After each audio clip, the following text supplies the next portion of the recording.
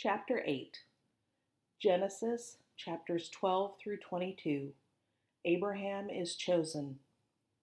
We are at a major transition in the story of Genesis, and it's a good idea to take a minute and remember how important it is to put aside modern reading habits. Oftentimes, we are taught to read the Bible the same way we read a book like Aesop's Fables or The Adventures of Winnie the Pooh, as a collection of short, standalone stories. But the biblical stories are part of an overarching storyline. If we forget that, we are left with the story of Noah's Ark or the story of Joseph as standalone tales, with perhaps moral lessons to be learned. Genesis was not written like Aesop's Fables or Winnie the Pooh. It was written in the way of Alice. When we read Alice's Adventures in Wonderland to our kids, they always want to know what happens next because they know each part hangs together as one story that will find its climax at the end of the whole book, not the end of a single episode. To think, for example, that we can fully understand the story of Abraham's sacrifice of Isaac in Genesis 22 without reading the first 21 chapters of Genesis is like flipping to the Tea Party in Alice and thinking the point of that story is that we should never dine with someone who is crazy and wears mad hats. Genesis is not a series of pithy short stories with moral lessons, but a series of vital stepping stones in the story of Israel's beginning. We have purposely spent a lot of time on the first 11 chapters of Genesis. Sure, these chapters are some of the most controversial, but that's not the main reason why we've paid close attention. These chapters are setting up the story of Israel by telling the story of Israel in miniature form. Israel's story is set against a dark backdrop where the world is clearly off. Chaos continues to threaten the order of creation.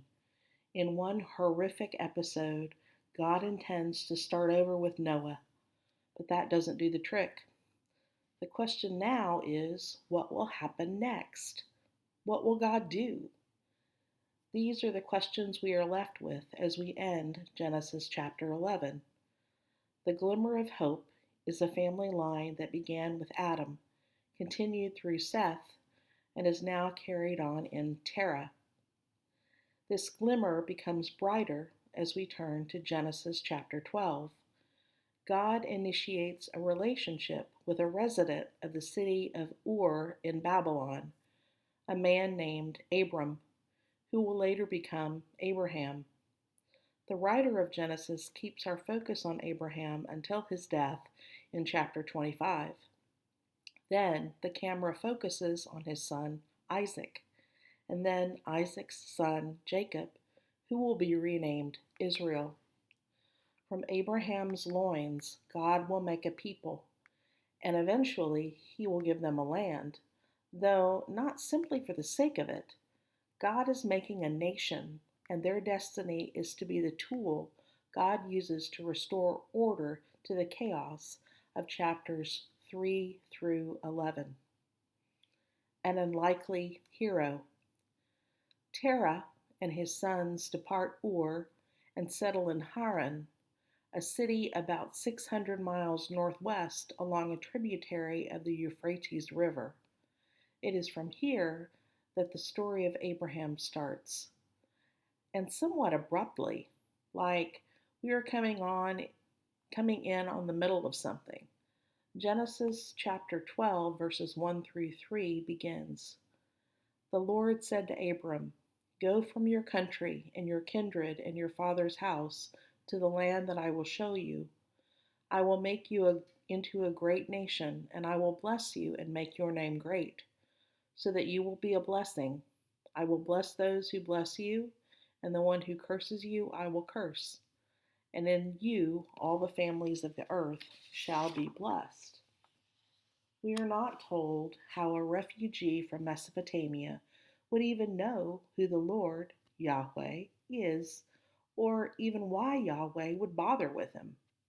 In fact, Joshua chapter 24, verse 2 hints that at least Terah, if not his whole family, has had a sketchy religious past while living in Mesopotamia.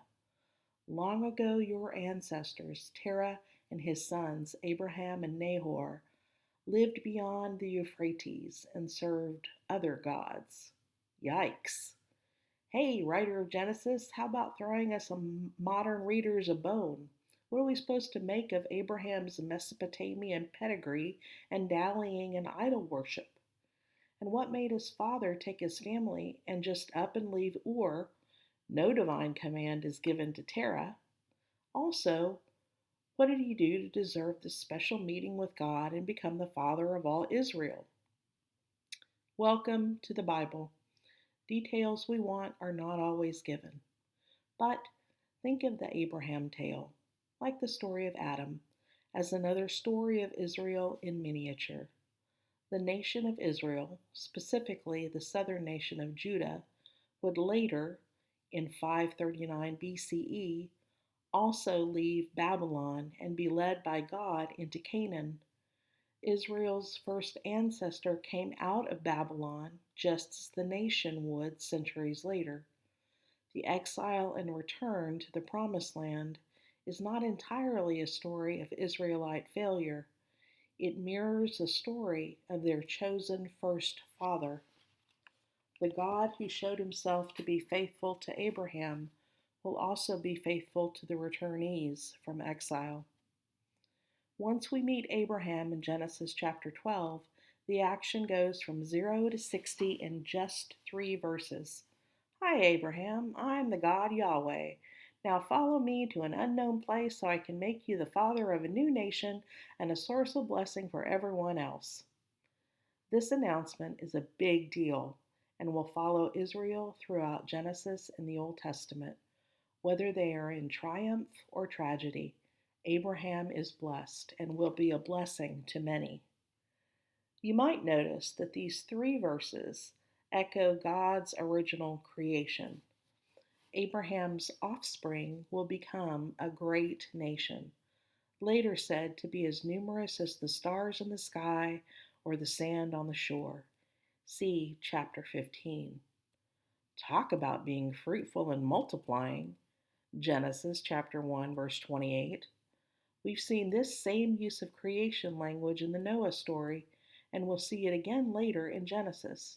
Each stage of Israel's journey is like a new beginning, a reminder that Israel's story is bound to, and perhaps is fulfilling the purposes of, the original creation story. This is the flip side of what we saw in chapter 3. The Adam story looks forward to Israel's story. The story of Abraham looks backward to creation. More glimpses of Israel's future. Within a few verses of getting this message from God, Abraham finds himself in the middle of a famine and in need of going down into Egypt to find something to eat. While there, he passes off his wife as his sister to save his own neck, in chapter 12, verses 10 through 20. Apparently, Sarah is a hot 65-year-old, and Abraham is convinced that when the Egyptians get a look at her, they will do anything to get her, including killing him. So he beats them to the punch and simply hands her over. Good move, courageous Abraham, father of a nation. He even gets rich off the deal. A bit later in the story, Abraham sleeps with his wife's servant Hagar to get a son, which he gets and names him Ishmael. To be fair, this whole sleep with my servant idea was actually Sarah's, not Abraham's. Still, Sarah gets jealous and Hagar runs for her life. Hagar comes back, but many years later, Sarah tells Abraham to get rid of the bastard and his mom. Did we just flip the channel to daytime TV? Abraham agrees and sends them into the desert with a Dixie cup full of water. They survive only because of God's intervention. These episodes highlight how Abraham's story mirrors Israel's. For one thing, even though Abraham is called by God, his behavior in these episodes leaves something to be desired, which mimics Israel's struggles with God in a nutshell. Further, Abraham's trip to and from Egypt clearly mirrors a key episode in the story of Israel, the Exodus from Egypt. Abraham enters Egypt because of a famine, as will Joseph and the Israelites at the end of Genesis. Sarah becomes Pharaoh's property, and then he and his household are plagued by God for doing so in chapter 12, verse 17. Pharaoh wants nothing to do with Abraham's God and summons him to his presence and tells him to leave Egypt in chapter 12, verses 18 through 20. Just as another Pharaoh will later summon Moses into his presence and order Moses and his people to leave Egypt. And both Abraham and Israel leave Egypt with a lot of loot in chapter 12, verse 16. Perceptive readers of the Bible have noticed the miniature Exodus in the Abraham story for a very long time. The Israelites who shaped the story were writing from a later perspective, looking back on their long journey. God has a long track record of delivering his people, even Abraham, the first Israelite, from a foreign land. For these storytellers living in the wake of the exile, Babylonian captivity was not a punishment that threatened Israel's existence as God's people. Rather, it was only one example of a pattern of how God has dealt with the Israelites all along. Yes, exile was punishment, but it was not the end. Our ancient story says so. Lots of people and a land of their own. As we come to Genesis chapter 15, Abraham expresses some doubt that God will make good on his promises of land and offspring. He tells God, "You have given me no children. I am getting old and I can't wait around forever. I'm going to take matters into my own hands and make my servant my heir." God volleys back, "You will do no such thing. I will give you a son of your own as I promised. Not only that, but I will give you a land as well. Just wait." Abraham trusts God to give him a son of his own in chapter 15, verse 6, but he isn't sure about the land. "O Lord God, how am I to know that I shall possess it?" in chapter 15, verse 8. Abraham wants some assurance. So God, in a manner of speaking, signs a contract with Abraham. The biblical term is covenant, and even though we don't use it often in everyday conversation, that's a good word to use for what happens in Genesis chapter 15, verses 8 through 20. God is making a formal promise to Abraham. He binds himself to come through. The ceremony depicted here is called a self-cursing oath, or more technically, a self-imprecatory oath. Abraham is instructed to cut certain sacrificial animals in half, lengthwise, and lay the halves across from each other, leaving a path between. Then God, in the form of a smoking firepot and blazing torch, passes between the pieces in a symbolic gesture. "May I be like these pieces if I don't come through on my oath to you, Abraham." Notice that this covenant is all about what God promises to do for Abraham. Other ancient covenants between kings and subjects were two-way streets. "I am your king, and here is what I'm going to do for you: protect you from invaders, and here is what you will do for me: pay me tribute, worship me, don't rebel against me." God's covenant with Abraham is different. "I am your God, and this is what I will do for you, period."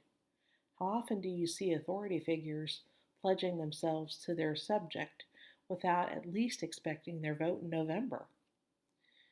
We also see in this covenant another preview of the Exodus story. The smoking firepot and blazing torch that pass between the severed animal halves point ahead to the pillars of cloud and fire at the Red Sea. The covenant with Abraham found its completion at the Red Sea.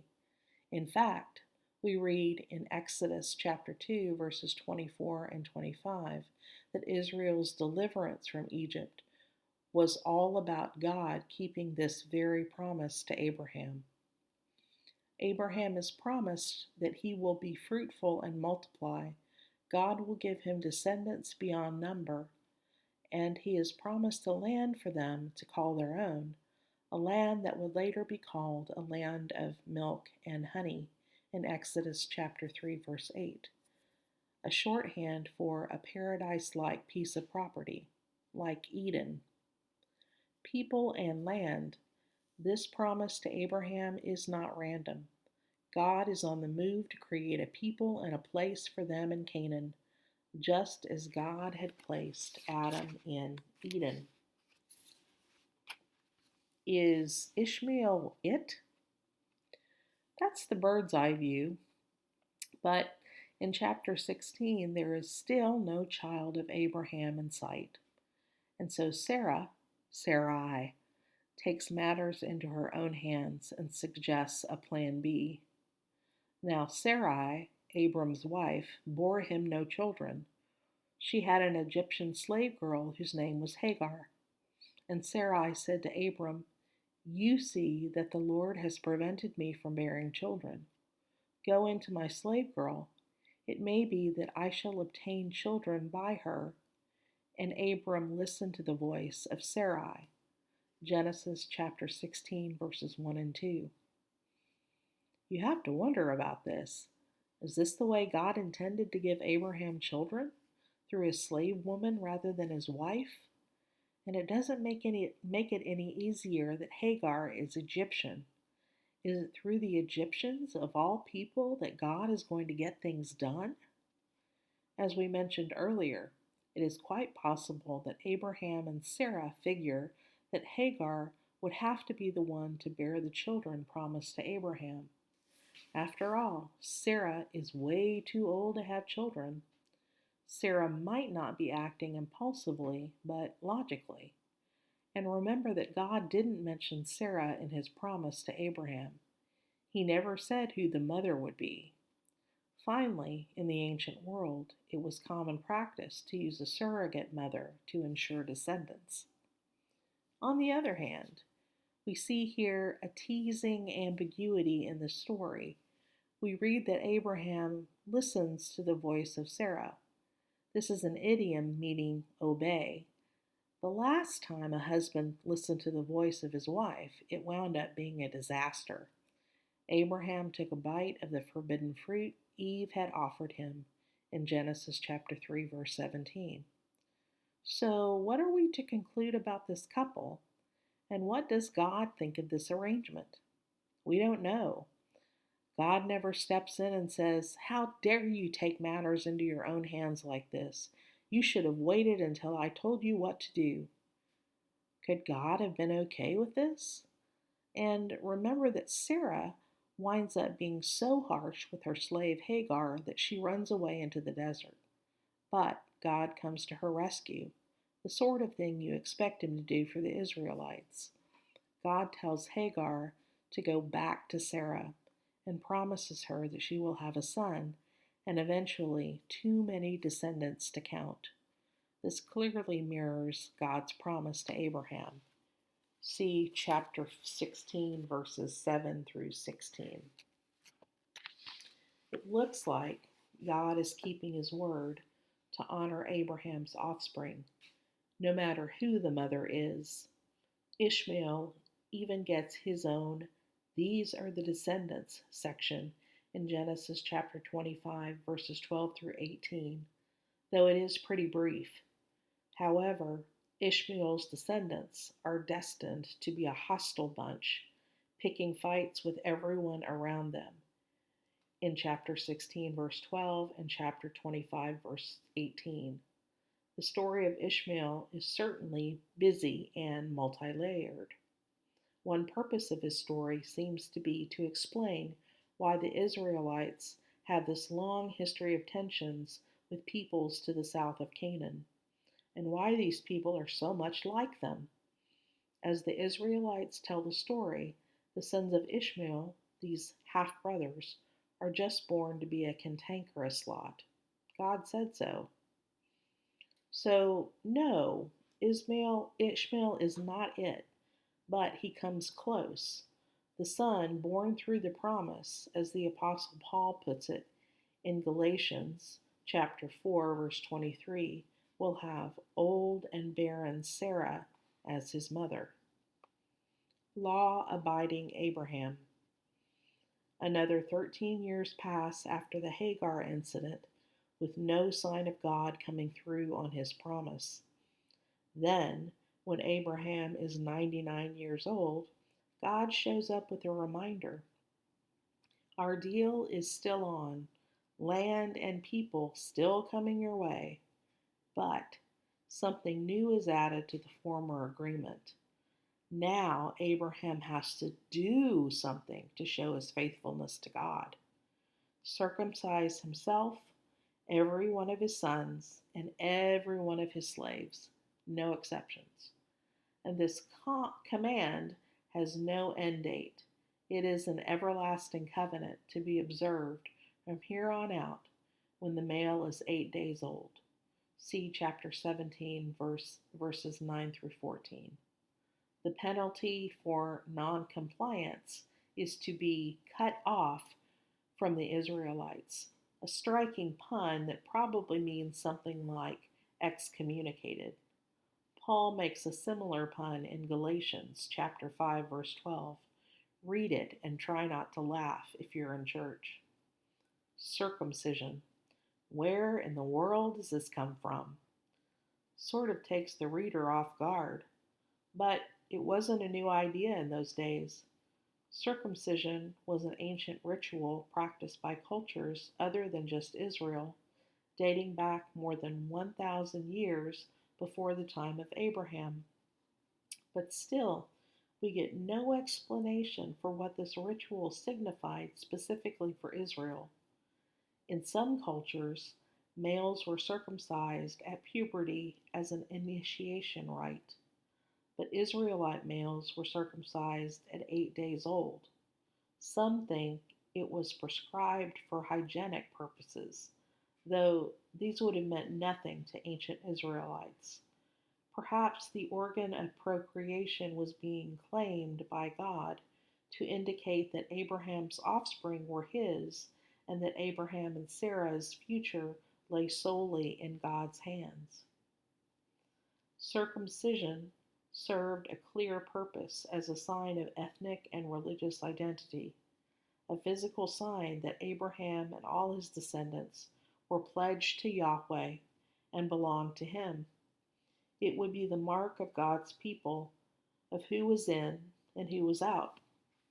Other people the Israelites would encounter, especially the perennial pain in the side Philistines, would be known by the derogatory term uncircumcised. We read a bit more about Abraham's obligations to the agreement in Genesis chapter 18. 3 mysterious visitors, 2 seem to be angels, and one of them seems to be God, are on their way to nuke Sodom and Gomorrah, which happens in chapter 19. They stop and pay a visit to Abraham and reiterate the promise of chapter 17. In a year's time, he and Sarah will have a child. They also relate to Abraham the following: he needs to keep the way of the Lord by doing righteousness and justice, so that the Lord may bring about for Abraham what has been promised in chapter 18, verse 19. Up to this point, the promise of a child and land had been just that, a promise. But now something is added to the deal. It's like buying a car and being told as you are about to sign, oh, by the way, there are some taxes and fees we need to discuss. For this to make some sense, we have to remember once again that Israelites living at a much later time during their own national crisis were the ones responsible for the shape the story will take. They were in exile because of their failure to follow God's ways. Of course, in Abraham's time, there was no formal law of God. That didn't come until Mount Sinai in the book of Exodus. So, what is the way of Yahweh that is referred to here? Well, even at this stage, Abraham is being portrayed by later writers as a law abiding Israelite. It's similar to the way Europeans during the Renaissance would paint Jesus and Mary to look very pale Europeans.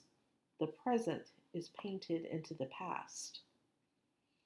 We might be tempted to think of this as distorting history, but that's our problem when we read with modern eyes. The Israelites saw this portrayal of Abraham as connecting the present with the past, which we have seen all through Genesis so far. We will see Abraham described as a law keeper again in Genesis chapter 26, verses 4 and 5, when God says to Isaac, I will make your offspring as numerous as the stars of heaven, and will give to your offspring all these lands. And through your offspring all nations on earth will be blessed, because Abraham obeyed my voice and kept my charge, keeping my commands, my statutes, and my laws. What are God's charge, commands, statutes, and laws? This is straight down the middle Old Testament language that refers to the law of Moses, especially Deuteronomy. These are clearly words that reflect a later context. Readers looking back at their own history to see that their following God's ways is nothing else than following in Abraham's footsteps. Israel's ancient history was written for the benefit of a much later audience. This does not mean, just so we are clear, that later Israelites simply made up stories. There is little question that later Israelites were building on ancient stories of their people, perhaps written, perhaps oral, but those stories were given their present shape to help make sense of Israel's identity as a nation in exile. God told Abraham what to do to Isaac? From Genesis chapters 12 through 18, we have been reading about several decades of back and forth between Abraham and God, waiting for this promised son to show up. What's taking so long? Why doesn't God get it done right away? Sarah isn't getting any younger, you know. By the way, in the ancient mindset, whenever a couple was childless, it was the woman's fault. The man was clearly doing his job, so to speak. So if no child resulted, it must have been the woman's problem. And now Ishmael is already 14 years old, and we can imagine the parents' frustration of watching the half-Egyptian slave child grow like a weed while God takes his sweet time coming through on the promise. Of course, the point of all the waiting is to drive home the main point. Fulfilling the promise is completely a God moment. This plan of making a new people through Abraham, the new Adam, is wholly God's doing, wholly his creation. Israel exists solely by God's creative act, and we are about to be reminded of that in yet another way. The promised son is finally born in Genesis chapter 21 after decades, or chapters in our case, of waiting. They name him Isaac, and everyone lives happily ever after, right? Not in this story. For one thing, Sarah takes the opportunity to do what she wanted to do 14 years earlier. Now that she has a son of her own, she wants to banish Hagar and Ishmael once and for all, so that Isaac can claim the entire inheritance for himself without competition. Abraham is a bit upset, but he listens to Sarah after God tells him to. Abraham sends his servant and their son on their way with some food and water, which soon run out, and it looks like curtains. But once again, God comes to the rescue, shows Hagar a well, and promises to make Ishmael into a great nation. We would hope that the birth of a child would make everyone chill just a bit and celebrate, but that doesn't happen. After a good amount of time passes, years, but we're not sure how many, we come to a story that makes you wonder whether Abraham's God isn't a bit arbitrary, even unjust. God tells Abraham to go to Mount Moriah and sacrifice Isaac as a burnt offering. God is testing Abraham. The story makes this clear in the very first verse, in chapter 22, verse 1. And Abraham is obedient.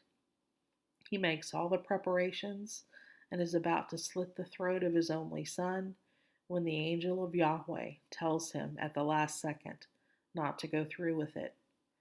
God sees the degree of Abraham's obedience to God. Abraham passes the test, unlike Adam and Eve in the garden. Great ending, but it's actually a little unnerving to see, one, how willing Abraham is to sacrifice Isaac, and two, that God couldn't think of a different kind of test. Both of these questions have troubled readers of this story for over 2,000 years as they scramble to try to understand what God is doing, especially since other parts of the Bible say that God hates child sacrifice. For example, in 2 Kings chapter 16, verse 3. And God doesn't appear to be kidding here in Genesis. He couldn't be. For it to be a real test, God has to be serious, and Abraham has to know that God is serious. So God seriously tells Abraham to put Isaac on the chopping block, and there is a real possibility that Abraham is going to go through with it. Like we said, many have struggled with this, but we can make some headway by looking at it from the point of view of, you knew this was coming, later Israelite thinking. The Israelites were against child sacrifice. That's something the pagan gods told their people to do. But Israel's God laid claim on the firstborn as belonging to him. Look at Exodus chapter 13, especially verses 1 and verses 11 through 13. The firstborn of every womb, animal or human, belongs to Yahweh. If the firstborn is an animal, you give it over to Yahweh, which means you sacrifice it. A donkey, however, you can redeem with a lamb. That is, the lamb can take the place of the donkey. Donkeys were unclean animals and were also needed to haul things. What about firstborn humans? They are also redeemed with an animal. In Numbers chapter 8, verse 17, we see another way firstborn humans are redeemed. The tribe of Levi is a stand-in for the firstborn of Israel. God takes that tribe for himself, not by killing it, but by separating it from the other tribes to run the sacrificial system in the tabernacle and later the temple. The point is that the Israelite firstborn still belongs to God.